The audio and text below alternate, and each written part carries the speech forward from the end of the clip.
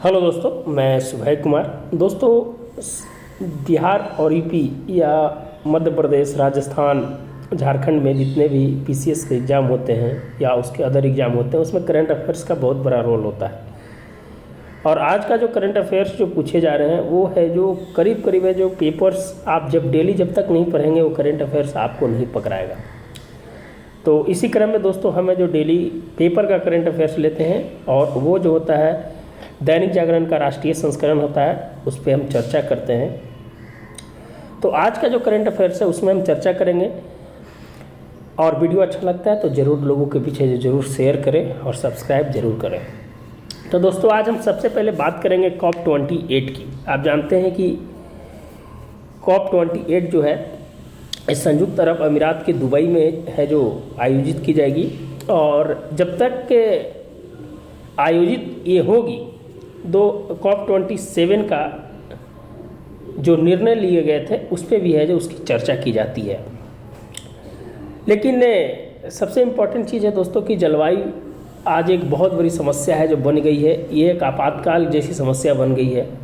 अगर इस पर जब बात न किया जाए, अगर इस पर संवाद न किया जाए तो निश्चित रूप से जो मानव के लिए संकट होगा, और जब पर्यावरण संकट में आएगा तो इस पृथ्वी पर रहने वाले हर जीव, चाहे वो जल में रहते हों, चाहे थल में रहते हों, चाहे आकाश में रहते हों, उनके लिए भी है जो संकट के है जो दिन है जो आने शुरू हो जाएंगे। हाल फिलहाल में है जो दोस्तों है जो COP27 में है जो बात की गई थी कि अगर हम इसको 2100 तक अगर हम कंट्रोल नहीं कर पाए तो आने वाला समय में जो पृथ्वी का तापमान, मौसम की अनियमितता, खाद्य श्रृंखला है वो है जो कहीं ना कहीं है जो बिगड़ जाएगी, और है जो मनुष्य का जो एवरेज आय है, जो औसत जो जीवन प्रत्याशा है वो है जो धीरे धीरे जो कमती चली जाएगी। तो हमें जो इस बात को समझना पड़ेगा, हमें सहयोग करना पड़ेगा, सरकार समाज के साथ मिलकर है जो काम करना पड़ेगा, अंतर्राष्ट्रीय संगठन के साथ मिलकर काम करने पड़ेगा, और निश्चित रूप से भारत भी है जो उसमें है जो एक है जो पार्टिसिपेट के रूप में काम करेगा, क्योंकि भारत की जनसंख्या भी सबसे ज़्यादा है।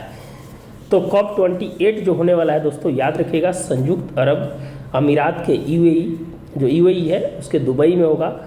आपको बताना है कि COP26 और COP27 है जो कहाँ पर हुआ था, ये है जो आपको है जो कमेंट बॉक्स में है जो बताना पड़ेगा। इसमें इसके पहले वाले में जो ग्लासगो में जो हुआ था COP26 जो मैंने बता दिया, उसमें प्रधानमंत्री जी के द्वारा लाइफ स्टाइल फॉर एनवायरनमेंट, मैंने लाइफ जो पर्यावरण के अनुकूल जीवन शैली पर है जो उन्होंने लगातार जोर दिया था, और भारत में भी है जो इस पर है जो विशेष है जो कार्य किया जा रहा है।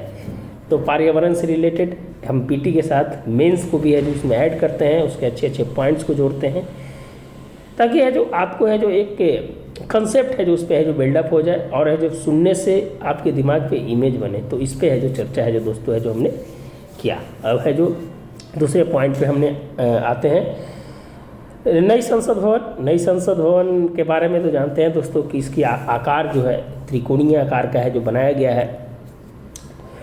जैसे है जो परिसीमन होगा तो इसकी संख्या बढ़ेगी, और संख्या बढ़ेगी तो एक नए संसद भवन की ज़रूरत है, और वो बन के तैयार हो गई है। तो निश्चित रूप से है जो नई संसद भवन में साइबर सुरक्षा को लेकर सांसदों ने चिंता जताई है। साइबर सुरक्षा भी वर्तमान समय में जो डिजिटल युग में एक बहुत बड़ी समस्या है दोस्तों। जैसे जैसे तकनीक आगे बढ़ रहा है, साइबर सुरक्षा एक चुनौतीपूर्ण है जो बनते जा रहा है। चाहे आप अपने जीवन में है जो साइबर सुरक्षा से आप जरूर है जो कहीं ना कहीं परेशान हुए होंगे।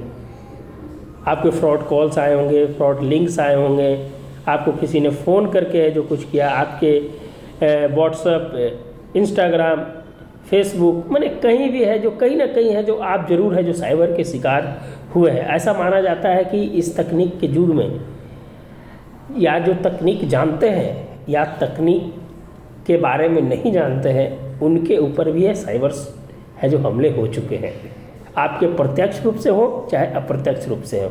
तो ये एक बहुत अच्छी बात है दोस्तों कि सांसदों ने इस पर चिंता जताई है कि भाई साइबर सुरक्षा है जो बहुत ज़रूरी है, और इससे है जो हमें है जो एक प्रोटेक्शन है जो ज़रूरी है, इसके जो नियम होने चाहिए, इस तकनीक को कैसे है जो हम अच्छे से चलाएं।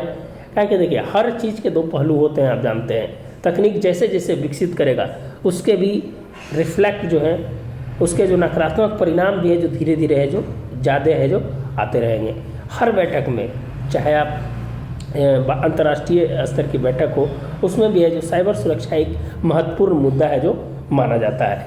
जिन्होंने बनाया माइक्रोसॉफ्ट, फेसबुक के जितने भी सीईओ हैं, उन्होंने है जो अपने जीवन काल में बताया कि हम भी है जो साइबर सुरक्षा से है जो साइबर से पीड़ित है और साइबर सुरक्षा है जो बहुत ज़रूरी है। तो निश्चित रूप से है जो इस पे है जो काम करने की ज़रूरत है और नई संसद भवन में इस बात को उठाया गया है, तो निश्चित रूप से है जो इसका है जो एक सकारात्मक प्रभाव है जो मिलेगा। और हमारा संसद भवन भी है जो जितने भी वहाँ बड़े बड़े डॉक्यूमेंट्स होते हैं, हर चीज़ की बात है जो वहाँ होती है, नियम बनाए जाते हैं, विधान बनाए जाते हैं, हर चीज़ सांसदों की एक अपनी अलग पहचान होती है, तो उनको लेकर भी है जो कहीं ना कहीं है जो वो है जो उन्होंने चिंता जताया है कि साइबर सुरक्षा एक बहुत बड़ा मुद्दा है, इस पे है जो काम करने की है जो ज़रूरत है। तो दोस्तों आज का 2 टॉपिक था और उसके बाद तीसरे टॉपिक पे हम बढ़ते हैं। बांग्लादेश में दोस्तों हाल ही में चुनाव होने वाले हैं, घोषणा हो गई है। ये है जो अगले जो 2024 में है जो ये चुनाव 7 जनवरी को होगी और भारत के लिए बहुत ही इम्पोर्टेंट होता है बांग्लादेश का चुनाव, क्योंकि चीन की सबसे बड़ी जो नीति है वो कैसे है जो विफल किया जाए। भारत है जो वो इस काम में लगा रहता है और बांग्लादेश में अभी जो शेख हसीना है जो भारत समर्थित वहाँ की सरकार है, अगर वहाँ सरकार किसी प्रकार की चेंज हो जाती है तो भारत के साथ संबंध भी कहीं ना कहीं है जो बदल जाते हैं। जैसे आपने भी मालदीव में देखा होगा कि मालदीव में जो मौजूद की सरकार जो बनी है, वहाँ जो राष्ट्रपति बने हैं, तो भारत के विपरीत है जो कुछ बातें बोली जा रही है। तो आप अगर सही हैं, अगर आपके पड़ोसी गलत है, तो आपका प्रभाव है जो कहीं ना कहीं है जो गलत होगा। आप सोशोलॉजी अब जब जानते हैं, समाजशास्त्र में मॉन्टेसरी थ्योरी है, ये कहा जाता है कि अगर बचपन अगर हिंसाग्रस्त बीतता है तो उसका प्रभाव उसके अगले पीढ़ी तक भी है जो जाती है। तो निश्चित रूप से कह सकते हैं कि हमारा जो अगर पड़ोसी अगर सही है तो इसका प्रभाव है जो अगले पीढ़ी तक जाएगा। निश्चित रूप से पड़ोसी जो होता है, चाहे अपने घर के पड़ोसी की बात करें, चाहे अपने देश की पड़ोसी की बात करें, चाहे अपने कार्यस्थल के पड़ोसी की बात करें, अगर वहाँ का माहौल, अगर वातावरण अगर सकारात्मक अगर आता है तो निश्चित रूप से वहाँ पर सकारात्मक ऊर्जा पैदा होती है, सकारात्मक कार्य होते हैं। आपको एग्जाम्पल में अगर कुछ हम बताएं दोस्तों कि भारत और पाकिस्तान के जो रिश्ते हैं, किस प्रकार रिश्ते हैं, और अगर इस प्रकार के रिश्ते जब धीरे धीरे है जो 1980 के बाद बदलते चले गए और भारत और पाकिस्तान के बीच कटुता धीरे धीरे और है जो बढ़ती चली गई। तो इसके संदर्भ में है जो दोस्तों आप जब निबंध लिखेंगे, आप जब पेपर मेंस का पेपर लिखेंगे, चाहे पीटी से रिलेटेड क्वेश्चन रहेगा, तो आपको ये सब बातें को समझना है जो बहुत ज़रूरी है। आपके लिए टास्क यही है कि बांग्लादेश से है जो भारत के कितने राज्य लगते हैं और बांग्लादेश से वर्तमान की स्थिति है। अगर आप मेंस में लिखना चाहते हैं तो भारत बांग्लादेश के वर्तमान स्थिति पर है जो आप अपनी है जो 2 लाइन लिखिए, कमेंट बॉक्स में ज़रूर है जो 2-4 पॉइंट लिख के बताइएगा। तो वही है दोस्तों आज का 3 पॉइंट था और आगे बढ़ते हैं हम। अब हर जिले में बनेगी कौशल विकास योजना। देखिए दोस्तों, कौशल विकास योजना जो है ये है जो स्किल डेवलपमेंट, आपको स्किल को डेवलप करके रोजगार कैसे पैदा करना है, इस पे है जो बात है जो पूरा की गई थी। जब प्रधानमंत्री आए 2014 में आए थे तो उन्होंने जो कौशल एक मंत्रालय ही खोला था 2014 में, और कौशल योजना जो है 2015 में है जो चालू किया गया था। इसके 4 पार्ट हो चुके हैं, कौशल 1.0, कौशल 2.0, कौशल 3.0 और कौशल 4.0। दोस्तों कितनी स्किल बनी है ये तो हम बाद में बात करेंगे, लेकिन इसको व्यवहारिक रूप से, जैसे आप ITI करते हैं, कंप्यूटर पढ़ते हैं या बहुत सारे जो ट्रेड्स होते हैं, उसमें आपको सिखाकर है जो आपको है जो रोज़गार व्यवहारिक बनाया जाता है। लेकिन कौशल 1, 2, 3 और 4 माने एक कितना कारगर साबित हुआ, ये है जो सबसे महत्वपूर्ण चीज़ होती है। अब इसको है जो हर जिले में बनेगी कौशल विकास योजनाएं, लेकिन ये जो भी योजनाएं बनाई जाती है उस योजनाओं को आप कितना है जो लोगों के बीच पहुंचा रहे हैं। डेटा एक अलग बात है, भारत सरकार ने जो डेटा दिया है, हम डेटा पर बात नहीं करेंगे कि हमने इतना लोगों को स्किल कर दिया कौशल 1 में 2 में 3 में, लेकिन उससे कितने रोजगार है जो पैदा हुए, कितने लोग हैं जो इससे प्राप्त हुए, हमारी बेरोजगारी दर कितनी है जो घटी, हमारा स्किल कितना डेवलप हुआ, हम है जो कितना है जो इस योजना का है जो लाभ उठा पाए, ये सबसे बड़ी मुद्दा होती है। और यही मुद्दा जो है सरकार के कोई भी योजनाओं को क्रियान्वयन में है जो करना चाहिए। और ये सब चीज़ें जो होती है वह है जो आप, जैसे हम एक चीज़ बताते हैं कि आप अगर कोई भी कौशल आप सीख रहे हैं तो कौशल सीख गए, लेकिन उसका प्रयोग कहाँ कहाँ है, इस पे है जो सरकार को है जो जोर देना चाहिए। हमें मिल गया कौशल, स्किल हो गए और रोजगार नहीं है, तो कहीं ना कहीं वो कौशल धीरे धीरे क्षय होती चली जाती है और उसका है जो फ़ायदा है जो नहीं मिलता है। तो कौशल 1.2, 3, 4 ऐसे जितना बढ़ाने से ऐसे फ़ायदा नहीं होगा। आपको एक कलेक्टिव है जो योजना बनानी होगी, आपको वहाँ तक पहुँचाना होगा। और निश्चित रूप से योजना बहुत अच्छी होती है, लेकिन क्रियान्वयन सबसे महत्वपूर्ण होता है। आप इस पे जो ध्यान दीजिएगा।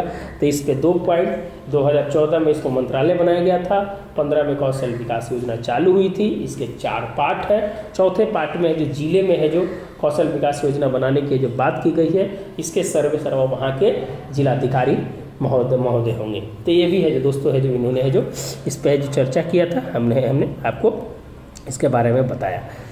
आगे है दोस्तों कि अफ़गानिस्तान ने भारत में अस्थायी तौर पर है जो दूतावास को बंद कर दिया। जो भारत में जो दूतावास थे अफ़गानिस्तान के, वो है जो बंद कर दिया गया है दोस्तों। 2022 पिछले 22 सालों से है जो ये दूतावास दिल्ली में था और ये है जो बंद हो गया है। आप जानते हैं कि अफ़गानिस्तान के हालात हैं जो कैसे हैं, जो अभी है जो जब तालिबान शासन करने लगा था उसके बाद है जो स्थिति है जो वहाँ पर अलग हो गई थी, लोकतंत्र खत्म हो गया था और वहाँ के जो दूतावास थे भारत में वो है जो बंद कर दिया गया है। बहुत ही इंपॉर्टेंट है, फैक्चुअल पॉइंट है और अंतर्राष्ट्रीय संबंध से भी बहुत ही इम्पॉर्टेंट है। किसी देश का दूतावास बंद होने का मतलब होता है कि वहाँ की जो लोकतांत्रिक व्यवस्था है या जो व्यवस्थाएं हैं जो कहीं ना कहीं है जो धीरे धीरे विलुप्त होते चली जा रही है। वहाँ पर है जो शासन है जो दूसरे तरह का शासन आ गया है, या सैन्य शासन कहें चाहे किसी व्यक्ति का शासन कहें, उससे है जो लोकतंत्र का है जो ह्रास है जो देखने को है जो मिलता है। और ये 21वीं सदी में अगर इस तरह की बातें अगर होती हैं तो लोकतंत्र के लिए कहीं ना कहीं है जो नकारात्मक है जो सूचक है जो प्रदान है जो करता है। तो अफगानिस्तान से भारत के जो कितने किलोमीटर का है जो बॉर्डर एरिया है, आप जो जरूर है जो इसमें बताइएगा। चलिए आगे है दोस्तों, इजराइल ने लश्कर को प्रतिबंधित कर ठीक किया, राजदूत गिलोन बोले हैं। जो दोस्तों इजराइल के जो राजदूत हैं गिलोन साहब, उन्होंने बोला है कि लश्कर तैयबा को है जो हमने है जो प्रतिबंध कर दिया है। दोस्तों एक दिमाग आप थोड़ी सा दिमाग को खोलने का प्रयास कीजिएगा कि भाई इजराइल और लश्कर तैयबा के बीच में है जो कहीं कोई इंटरलिंकिंग कोई संबंध नहीं है। इजराइल में आज तक ना हमला किया है, ना इजराइल पे लश्कर तैयबा का कुछ है जो प्रभाव है, लेकिन लश्कर तैयबा को अगर प्रतिबंध करता है तो इसके आप है जो दूरगामी विश्लेषण पे है जो थोड़ा ध्यान देंगे। दोस्तों भारत पाकिस्तान के बीच जो लश्कर तैयबा का जो सबसे बड़ा जो आतंकवादी संबंध रहा है वो है जो कहीं ना कहीं है जो इजराइल पे है जो उसका प्रभाव पड़ रहा है। इजराइल यह जताने की कोशिश कर रहा है कि हम आतंकवाद का समर्थन नहीं करते हैं, चाहे वो पाकिस्तान में हो, चाहे भारत में हो, चाहे किसी अन्य देश में हो। उन्होंने है जो लश्कर तैयबा को प्रतिबंध कर भारत के प्रति आभार है जो जरूर है जो यहाँ पर है जो व्यक्त किया है कि भारत ने लश्कर तैयबा को जैसा ही है जो बैन किया था उसका है जो प्रतिक्रिया इजराइल ने भी दिया था और इजराइल ने कहा है कि हम भी इसको बैन कर हम भारत के साथ हैं, आतंकवाद के साथ हम नहीं हैं। और है जो क्लियर मैसेज है। और वर्तमान समय में भारत और इजराइल के बीच जो संबंध है वो है जो एक करीब और एक मिठास और एक एकता और एक स्वाभिमानी वाला है जो कहीं ना कहीं है जो संबंध विदेश नीति में है, तो निश्चित रूप से है जो राजदूत गिलॉन ने जो बातें कही हैं उसके बातें का है जो बहुत दूर तक परिप्रेक्ष्य होगा, उसके दूरगामी विश्लेषण है जो इस प्रकार है जो कर सकते हैं। तो यह है आपको समझना पड़ेगा। चलिए दोस्तों आगे बढ़ते हैं। निरक्षर लोगों के लिए जीवन में भरे जाएंगे जरूरत के सभी रंग। एक है जो जैसे एक व्यावसायिक शिक्षा है, एक है जो लोग हैं जिनको है जो मान लीजिए कि साइबर सुरक्षा हो गया, मतदान हो गया, रेल टिकट काटने की बात हो गई, तो ये सब चीज़ें हैं जो माने अनलिटरेट पर्सन है, जानते नहीं है, लेकिन उनके जीवन में बहुत बड़ा है जो इम्पोर्टेंट रोल है जो अदा करता है। तो इसके लिए है जो शिक्षा मंत्रालय की साक्षरता अभियान को गति देने के लिए है जो ये है जो नया पाठ्यक्रम में शब्द संख्या ज्ञान के साथ मतदान, बैंकिंग लेन देन, ट्रेन टिकट जैसी जानकारियाँ है जो उनको है जो दी जाएगी। इसके लिए है जो दोस्तों एक उल्लास है जो उल्लास नामक अभियान है जो चलाया जा रहा है। याद रखिएगा क्वेश्चन पूछेगा उल्लास, तो उल्लास का जो फुल फॉर्म होता है दोस्तों understanding life long learning for all in society. इसको है जो याद रखना है। उल्लास कहाँ पर प्रयोग किया जाएगा, ये है जो भी निरक्षर लोग हैं उनके जो व्यावहारिक चीज़ है उसको सिखाने के लिए, जैसे रेल टिकट हो गया, मतदान के बारे में हो गया, बैंकिंग लेन देन के बारे में हो गया, साइबर सुरक्षा के बारे में हो गया, सामाजिक समर्थन में है जो किस प्रकार की बातें हो गई, महिलाओं को है जो किस प्रकार है जो आगे बढ़ाया जाए, महिला निरक्षर होती है उनके बारे में बताया जाए, उनके स्वच्छता के बारे में बताया जाए। तो इस प्रकार की है जो शिक्षा मंत्रालय की पहल है, उसी को है जो दोस्तों है जो इन्होंने लिखा है, और इसका है जो उल्लास नामक जो कार्यक्रम है जो चलाया गया है। तो दोस्तों यही है। आगे बढ़ते हैं दोस्तों। पंजाब मामले में आया सुप्रीम कोर्ट का जो फैसला आया है उसको बोला है कि केरल के राज्यपाल भी है जो इसको देखे। कुछ दिन पहले आप देखे हैं दोस्तों कि जो संवैधानिक व्यवस्थाएं हैं जो किया गया था उसमें जो राज्यपाल का जो रोल है कहीं ना कहीं है जो एक नकारात्मकता है जो दिखाई पड़ती है, एक शून्य दिखाई पड़ती है, एक है जो अध्यारोपित दिखाई पड़ती है, एक है जो अभिलक्षित दिखाई पड़ती है। तो निश्चित रूप से जो राज्यपाल होते हैं वो जो होते हैं वो केंद्र के एजेंट के रूप में है जो काम करते हैं, सरकार के एजेंट के रूप में काम करते हैं, वो समन्वय बैठाते हैं राज्य और केंद्र के बीच में। लेकिन वर्तमान समय में जिस प्रकार के राज्यपाल की स्थिति है उससे है जो कहा जाता है कि वो पूरी तरह से राजनीतिक से प्रेरित होकर है जो काम करते हैं। दोस्तों मामला है 3-4-5 स्टेट का मामला है जो दोस्तों आया है। एक पंजाब है, एक केरल है, एक तमिलनाडु, एक तेलंगाना है, कुछ दिन पहले बंगाल में भी थी।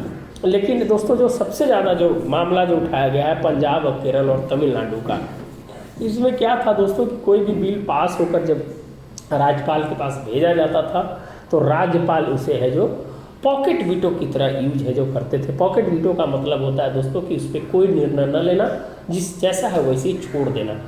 दोस्तों ये जानते हैं कि अगर मान लीजिए कि किसी भी व्यवस्था को बनाने के लिए कानून की बहुत ज़रूरत होती है, अगर राज्यपाल अगर निर्णय नहीं लेते हैं तो लोगों के मौलिक अधिकार का भी हनन है जो उस पर होता है। तो यही कारण था दोस्तों कि है जो कई राज्यों ने है जो इसमें सुप्रीम कोर्ट के तरफ रुख किया और सुप्रीम कोर्ट ने इसे माना कि हाँ इस सुनने की ज़रूरत है, और उन्होंने है जो कल पंजाब मामले में है जो फैसला दे दिया। उन्होंने कहा कि आप आर्टिकल 200 के तहत आपके पास सबसे पहले बोला कि वीटो का अधिकार ही नहीं है, क्योंकि आप है जो जनता के द्वारा चुने हुए प्रतिनिधि नहीं है। सबसे पहला चीज़ है कि वीटो का प्रयोग है जो आपके पास नहीं है। आप आर्टिकल 200 के अंतर्गत आप है जो अस्वीकार करके आप है जो वापस भेज सकते हैं। दूसरा चीज़ है कि आप राष्ट्रपति के पास सुरक्षित रख सकते हैं। और तीसरा है कि अगर मान लीजिए किसी प्रकार का अगर समय सीमा में अगर मान लीजिए कि आप नहीं कर रहे हैं तो एज सून एज पॉसिबल है जो उसे करने का प्रयास करें, स्वीकृति देने का प्रयास करें। ये 3 चीज़ें हैं जो दोस्तों है जो सुप्रीम कोर्ट ने कहा। और दूसरा चीज़ है कि जो समय सीमा की जो अवधि है उसकी है जो कि आप कितना दिन में कर सकते हैं। उम्मीद है कि तमिलनाडु मामले में है वो फैसला है जो आ गया दोस्तों। ये तमिलनाडु ने कहा है कि नहीं, राज्यपाल को एक निश्चित सीमा के अंदर है जो किसी बिल को या तो आर्टिकल 200 के अंदर उनको निर्णय लेना होगा। अभी है जो 200 संविधान में इसकी चर्चा नहीं थी, लेकिन तमिलनाडु मामले पर इस पर बहस होनी बाकी है। उम्मीद करते हैं कि है जो उसमें है जो जजमेंट में आपको है जो समय सीमा भी देखने को है जो मिल जाए। और एक बहुत बड़ा जजमेंट है जो कल पंजाब मामले में जो आया है राज्यपाल को लेकर, एक है जो स्वागत योग्य है, एक लोकतंत्र को बचाने के लिए है, एक है जो कलेक्टिव रिस्पॉन्स जो है विधानसभा, विधानमंडल और राज्यपाल के बीच एक कलेक्टिव रिस्पॉन्स बढ़ाने की बात की गई है, और सरकार को एक सरोकार व्यवस्था में जो कानून की ज़रूरत होती है उसको भी जल्दी से लागू करने की बात की गई है। और राजनीतिक प्रेरक जो लोकतंत्र बनते जा रहा था उसको है जो कहीं ना कहीं है जो एक सक्षम और शक्तिशाली लोकतंत्र बनाने की है जो है कहीं ना कहीं है जो सुप्रीम कोर्ट का फैसला है जो माना जा सकता है। दोस्तों यही था जो आपका राज्यपाल के मामले में था। आगे है दोस्तों कि भारतीय विश्वविद्यालय के विस्तार का समय। इसमें है जो दोस्तों जो इसमें जो मोटी बातें जो की गई है कि अभी वर्तमान समय में आप देख रहे हैं कि बहुत सारे जो बाहर के विश्वविद्यालय हैं, जो आपको गुजरात में है जो ऑस्ट्रेलिया के विश्वविद्यालय को है जो खोला गया है। तो इसमें लेखक जो कहते हैं कि अभी वर्तमान समय में जैसे मान लीजिए कि कुछ इम्पोर्टेंट्स जो भारत में जो विश्वविद्यालय हैं उनकी है जो छवि बहुत अच्छी है, उनकी रैंकिंग बहुत अच्छी है। तो इनका कहने का मतलब है कि हम जो विदेशी विश्वविद्यालयों को ला रहे हैं, जिससे है जो इनका कहना है कि अगर बाहर में जो पढ़ने जाते हैं बच्चे, उनको यहाँ से जो राजस्व की हानि होती है उसको रोका जा सकता है। ठीक है, उनका एक पॉइंट है जो इन्होंने जो वैलिड माना है। दूसरी बात है कि इसका मतलब है कि आपके पास ऐसी है जो इंफ्रास्ट्रक्चर नहीं है, ऐसी है जो विश्वविद्यालय नहीं है ताकि जो उस तरह के बच्चों को आपके यहाँ जो पढ़ाया जा सके। तो इन्होंने कहा है कि आप अपने विश्वविद्यालय जो अच्छे विश्वविद्यालय, अभी आप यूएस रैंकिंग की बात करें, एशिया रैंकिंग की बात करें, इसमें भारतीय विश्वविद्यालयों ने बहुत अच्छा प्रदर्शन किया है।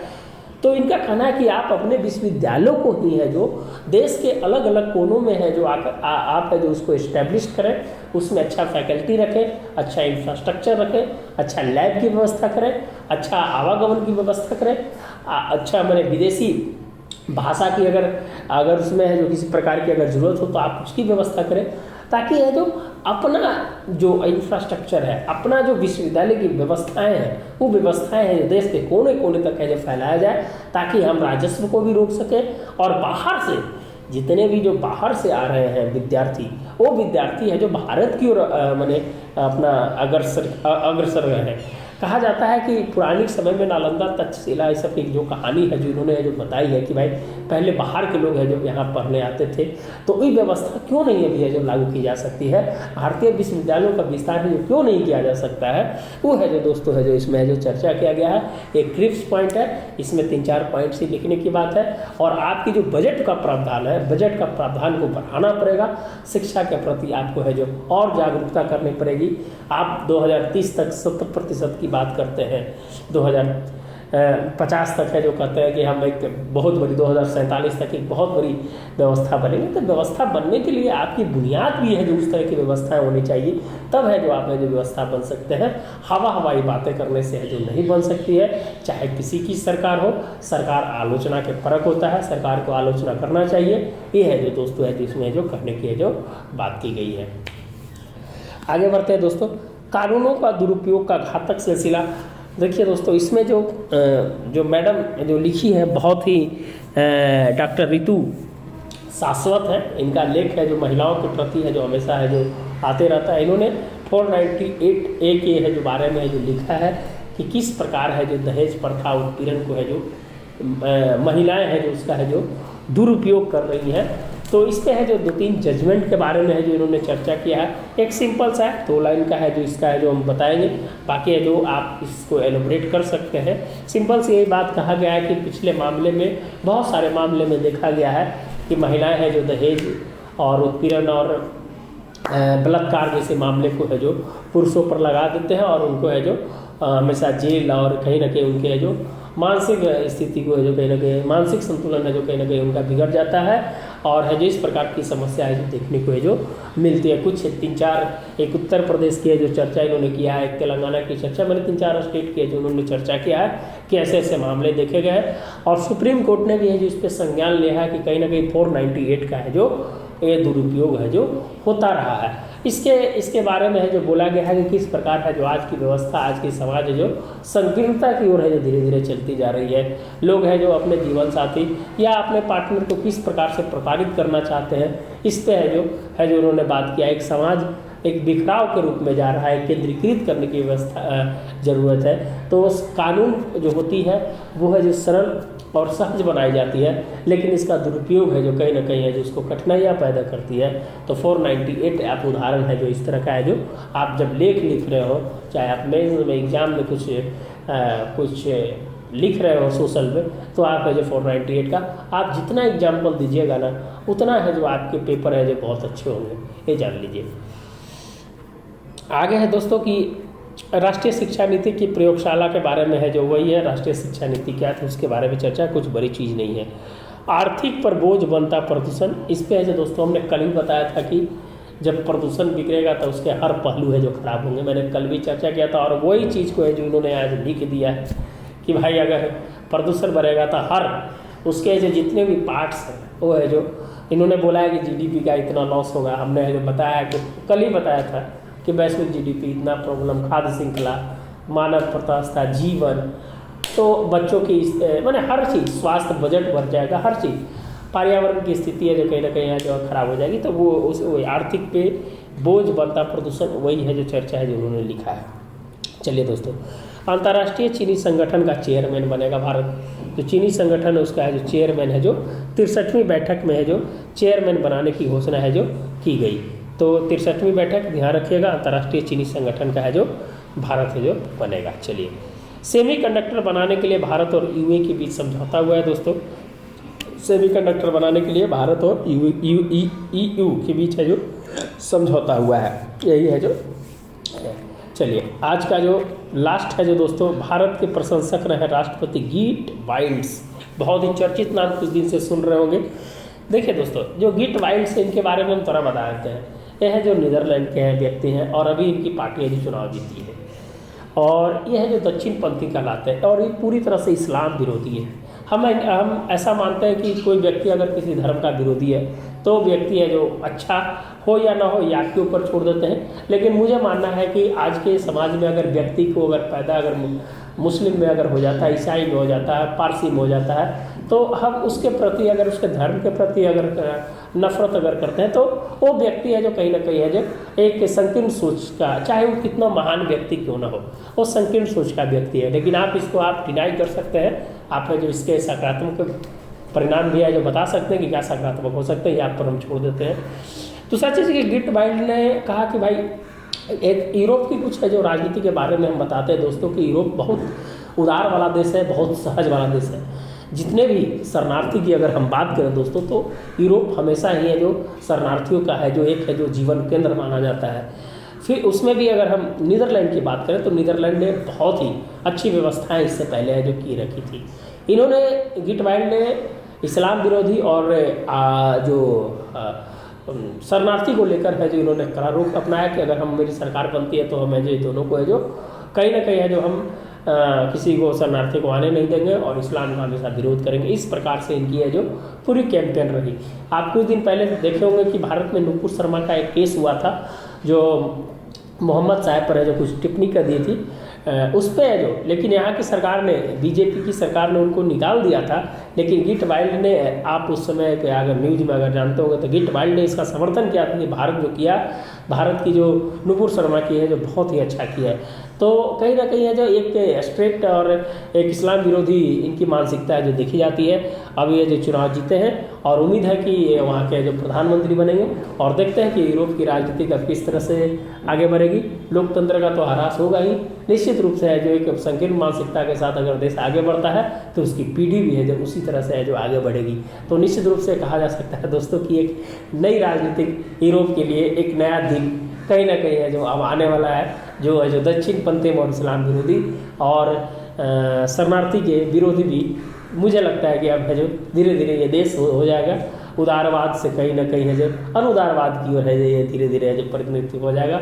मुझे लगता है कि ये आने वाला समय अगर यूरोप की राजनीति अगर ऐसी रही तो लोकतंत्र है जो कहीं ना कहीं है जो धीरे धीरे है जो क्षय की स्थिति में हो जाएगी।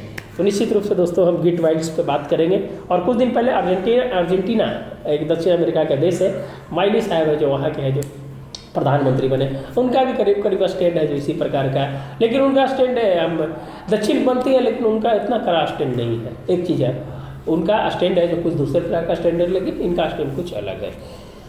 तो आज के लिए दोस्तों कुछ फैक्चुअल पार्ट्स आप बता दें। जो डॉक्टर क्रिश्चियन बर्नार्ड ने है जो पहला ट्विन हार्ट का ऑपरेशन है जो किया था 1974 में दक्षिण अफ्रीका में। ध्यान रखिएगा, पहला ट्विन हार्ट ऑपरेशन जो है क्रिश्चियन बर्नार्ड साहब ने है जो प्रतिपादित सबसे पहले किया था। और इवान टेलर के शरीर में पुराने दिल के रहते हुए दूसरा मानव हृदय प्रत्यारोपित किया था। कौन था? इवान टेलर, याद रखिएगा इवान टेलर। वनडे क्रिकेट में सबसे ज़्यादा विकेट लेने वाले महिला है झूलन गोस्वामी जो संन्यास ले लिए हैं। ध्यान रखिएगा, ये नदिया जिले से आती हैं। शायद इनको पॉली स्पेक्स भी है जो उनको है जो कहा जाता है, थोड़ा चेक कर लीजिएगा। लेडी ने पूरे शरीर के एक्सरे के लिए पहला पेटेंट है जो प्राप्त किया था 1975 में थे, अमेरिका के रॉबर्ट एस लेडली। तो दोस्तों आज के लिए इतना ही था। अगर वीडियो अच्छा लगता है तो ज़रूर है जो लोगों के बीच शेयर करें, सब्सक्राइब करें। धन्यवाद दोस्तों, मिलते हैं नए वीडियो के साथ। धन्यवाद।